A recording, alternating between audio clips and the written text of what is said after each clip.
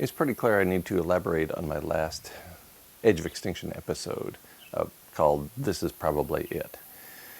In addition to the usual Ice Age nonsense from the trolls that occupy YouTube, there were actually some legitimate questions. Not the ones that asked whether it was a projection or a prediction when it was neither. Not from the people who don't understand the English language and yet are trying to implement it on YouTube. But other questions. So, what could possibly cause This Is Probably It? What could possibly cause this set of living arrangements to go away as early as this September or maybe even October? I say October, sort of stretching out my statement about September in the last Edge of Extinction clip, because it might take a few weeks for the whole house to crumble, for the whole house of cards to fly away into the wind. So I'm elaborating here.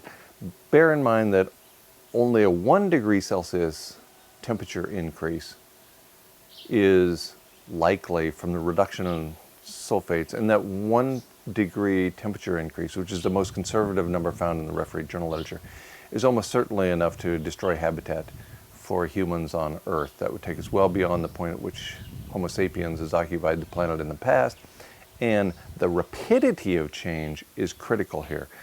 We stop using fossil fuels only in the United States, which would cause, or even stop burning coal in the United States, which would cause up to a 1°C global average temperature rise within 6 weeks or so. It's difficult for me to imagine any complex multicellular organisms being able to keep up with that rate of change. So the rate of change is critical here and is almost never discussed by anybody in the climate science arena.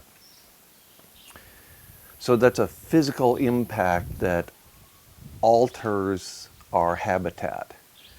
In addition, we are long overdue for a financial reset or an economic collapse, again, even within the United States, as expounded upon by Tom Hartman in his book, The Crash of 2016. It wouldn't surprise me if we're a couple of years late, if Tom was ahead of schedule, and not wrong, but just ahead of schedule. So here's a couple of headlines I want to read you, all from Zero Hedge, which you can find at zerohedge.com. Bank bloodbath batter stocks below key support. That's from Wednesday, the 27th of June, so within the last few days.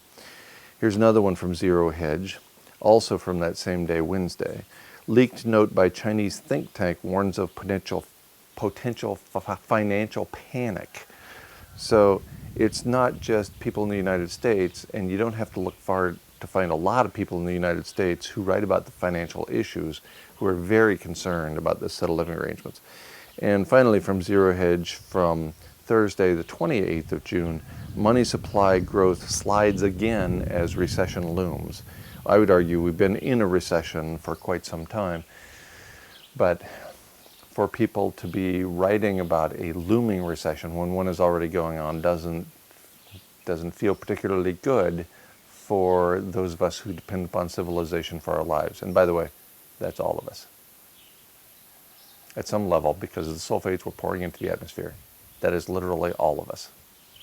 At the edge of extinction, only love remains.